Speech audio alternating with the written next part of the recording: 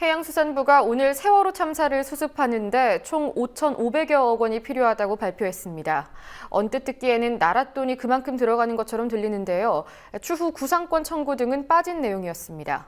최근 논란이 된 희생자 배보상금 역시 국민성금과 민간보험사 부담금을 합쳐서 부풀려 발표했습니다.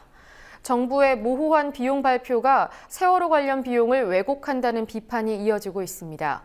권현주 기자입니다. 해양수산부는 오늘 세월호 참사 사고 직후부터 최종 수습이 완료될 때까지 소요되는 비용이 5,548억 원이라고 발표했습니다. 이 가운데 사고 직후부터 지난해 12월 말까지 든 비용은 총 1,854억 원으로 앞으로 3,700억 원이 추가로 쓰일 예정입니다. 유가족을 비롯해 정치권이 한 목소리로 요구하고 있는 세월호 선체 인양에는 총 1,205억 원이 책정됐습니다. 정부는 지난달 29일 세월호 특별법 시행령 발표 이후 피해자 배보상 금액, 선체 인양 비용, 사고 수습 비용 세부 내역 등을 차례로 발표했습니다. 정부 시행령에 대한 유가족의 반발이 거세지자 진상조사나 인양 요구를 돈으로 무마하려는 게 아니냐는 비판이 쏟아졌습니다. 앞서 해수부는 지난 1일 사망자 1인당 평균 배보상 금액을 발표했습니다. 그런데 정부가 발표한 총 수령액에는 국가 배상금을 포함해 국민성금으로 지원하는 위로지원금, 보험사에서 부담하는 보험금까지 포함돼 있었습니다.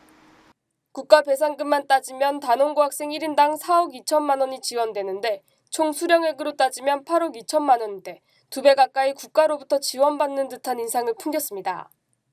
그러자 일각에서는 세월호 비용 문제를 부각시키며 인양에 반대하고 있습니다.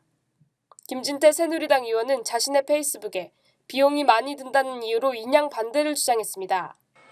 정부가 세월호 참사 수습 비용을 부풀려가면서까지 부각시키는 것은 돈이 많이 드니 선체 인양까지 할 필요가 있겠느냐는 여론을 불러일으키기 위한 것이라는 해석이 나옵니다.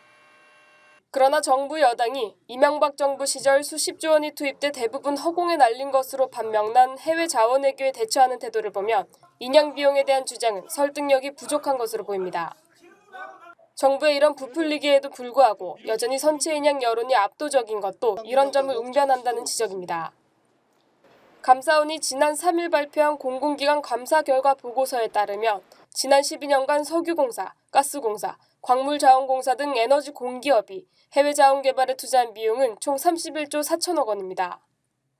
이 가운데 이명박 정부에서 해외 자원 개발에 들어간 돈이 총 27조 원, 앞으로 더 들어가야 할 34조 원을 포함해 총 61조 3천억 원에 이르는 막대한 예산이 사용될 것으로 추정되지만 이중 투자 회수 금액은 4조 6천억 원에 불과한 것으로 드러났습니다. 감사원에 의해 막대한 국민 혈세가 낭비된 것으로 나타나자 국회 자원외교 국조특위는 활동 시한을 연장해 진실규명에 박차를 가하고 있습니다. 검찰도 동시에 자원외교 비리 수사에 나서 이명박 정권을 저격하고 있습니다. 국민TV 뉴스 권현주입니다.